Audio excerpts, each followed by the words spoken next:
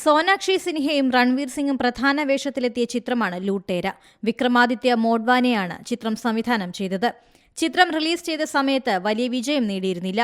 സോനാക്ഷി സിൻഹയുടെയും രൺവീർ സിംഗിന്റെയും ഏറ്റവും മികച്ച ചിത്രങ്ങളിലൊന്നായാണ് ഈ പ്രണയകഥ ഇപ്പോഴും അറിയപ്പെടുന്നത്. ചിത്രം വീണ്ടും ബിഗ് സ്ക്രീനിലേക്ക് എത്തുകയാണ്. മാർച്ച് 7-ന് തിയേറ്ററുകളിൽ വീണ്ടും റിലീസ് ചെയ്യാനൊരുങ്ങുന്നു. പ്രമുഖ തിയേറ്റർ ശൃംഖല PVR സോഷ്യൽ മീഡിയ പേജ് വഴിയാണ് ഇത് അറിയിച്ചത്. ലൂട്ടേരയുടെ പോസ്റ്റർ ഷെയർ ചെയ്തുകൊണ്ട് PVR ലൂട്ടേരയുടെ മാജിക് ഒരിക്കൽ കൂടി വലിയ സ്ക്രീനിൽ അനുഭവിക്കൂ എന്നാണ് അറിയിച്ചത്. 1950കളുടെ പശ്ചാത്തലത്തിലുള്ള ഒരു ക്ലാസിക് റൊമാന്റിക് ചിത്രമാണിത്. O. ഹെൻറിയുടെ ദി ലാസ്റ്റ് ലീഫ് എന്ന ചെറുകഥയിൽ നിന്ന് പ്രചോദനം ഉൾക്കൊണ്ടാണ് ചിത്രം തയ്യാറാക്കിയത്.